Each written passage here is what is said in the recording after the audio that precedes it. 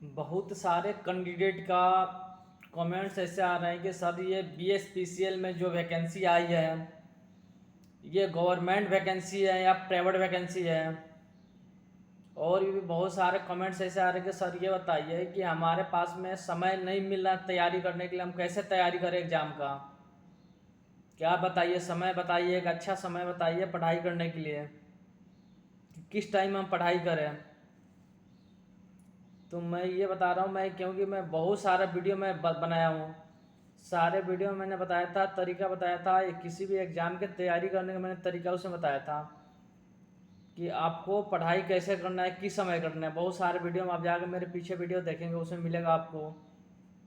क्योंकि आप लोग ऐसे अगर कमेंट्स कर रहे हैं कि सर मुझे टाइम नहीं मिल रहा है, तो फिर ये कमेंट्स मेरे हिसाब से सही नहीं है।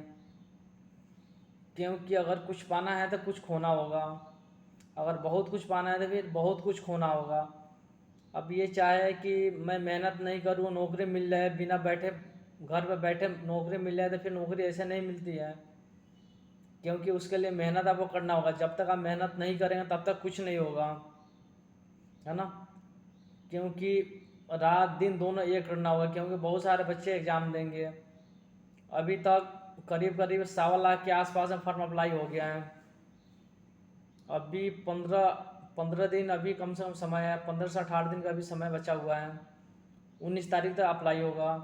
क्योंकि मुझे जहाँ तक लगता है कि कम से कम 2-2.5 लाख के आसपास कम से कम फॉर्म अप्लाई होगा। 2.5 लाख ही पार हो जाएगा। क्योंकि 1.25 लाख तो अभी हो गया है, अभी इससे ज़्यादा अप्लाई होगा। क्योंकि एग्ज़ाम तो हार्ड इसका नहीं होता, लेकिन जब ज़्यादा बच्चे हैं ना एग्ज़ाम देते हैं तो कट ऑफ फिर उसी हिसाब से आता है। क्योंकि मुझे जहाँ तक लगता है ये जनरल का जो कट ऑफ है ना, ये 65 से 70 के आसपास जाएगा। जो फीमेल का जो है तो मुझे जहाँ तक लगता है ये 40 से लेके 45-50 के आसपास जाएगा कट ऑफ। जब ज़्यादा बच्चे जब एग्ज़ाम देंगे तो कट ऑफ फिर उसी हिसाब से होगा। एग्ज़ाम तो ज़्यादा हार्ड नहीं होता, लेकिन जब बच्चे ज़्यादा उससे बैठेंगे, ज़्यादा बच्चे जब एग्ज़ाम देंगे तो फिर उसी हिसाब से होगा। तो जो आप मेहनत करेंगे तो मेहनत भी आपको उसी हिसाब से करना होगा कि कम से कम 70 नंबर आ जाए। 65 तो आपको मान के चलना है। अगर जनरल का जो भी कैंडिडेट है अगर 65 से कम है तो फिर मुश्किल है ना। तो मेहनत करना होगा रात दिन, अब एक करके तब मेहनत करना होगा, तभी काम चलेगा। बिना मेहनत के काम नहीं चलेगा। एक चीज़ और मैं आपको बता रहा हूँ, जब तक आप अपना पढ़ाई का शेड्यूल नहीं बनाइएगा तब तक कुछ नहीं होने वाला। शेड्यूल का मतलब है कि सब्जेक्ट बांटिए।